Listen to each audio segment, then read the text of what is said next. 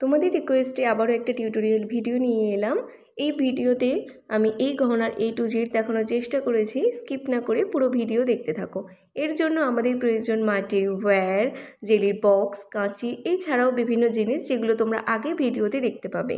প্রথমে মাটিটিকে রুটির মতো বেলে নিয়ে ওপরটাকে প্লেন করতে হবে, যাতে আমাদের কাজটা নিট অ্যান্ড ক্লিন হয়। ভিডিওতে এরকম আরও অনেক ছোট ছোট টিপস থাকবে, যাতে তোমরা তোমাদের কাজটাকে আরও সুন্দর করে তুলতে পারো এবং কাস্টমারের আরও বেশি পছন্দ হয়।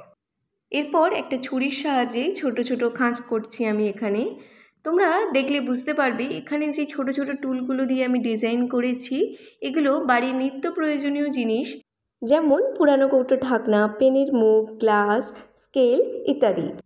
তোমরা যারা নতুন আছো চ্যানেলটাকে সাবস্ক্রাইব করো। দেখো কাজ করতে করতে এখানে মা ডালের বড়া দিয়ে গেল। তো কাজে আবার ফেরা যাক। এখানে আমার পেন্ডেন্টটা রেডি হয়ে গেছে। এবার আমি এখানে ঝুমকো করব। এর জন্য ভিডিওর প্রথমে দেখানো সেই জেলির বক্সের মধ্যে একটু তেল দিয়ে মাটিটাকে দিতে হবে, কেননা ঝুমকা বেসের জন্য অনেকে না, সকলেই সিলিকন বেস ইউজ করে।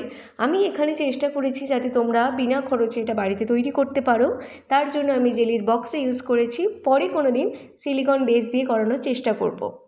তো দেখো ডিজাইনটা আমার প্রায় শেষ হয়ে গেছে। এখানে আমি কিছু বিটসও রেডি করে নিলাম। এরপর ডিজাইনটা খুব ভালো করে রোদে শুকিয়ে নিয়েছি 2 দিন, তারপর আগুনে পুড়িয়েছি। কেননা আগুনে না পোড়ালে কি হবে, তোমাদের এটা ভালো টেকসই হবে না, ভেঙে যাওয়ার সম্ভাবনা প্রচুর থাকে এবং জলে লাগলে সেটা নষ্টও হয়ে যায়।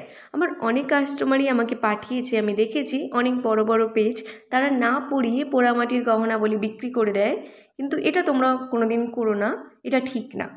তো ভিডিওতে ফেরা যাক। দেখো আমি এখানে পুরো বিটস সবগুলোকে আমি রং করে নিয়েছি। ডলি সুতো দিয়ে এক এক করে পুরো গহনাটা রেডি করে নিলাম।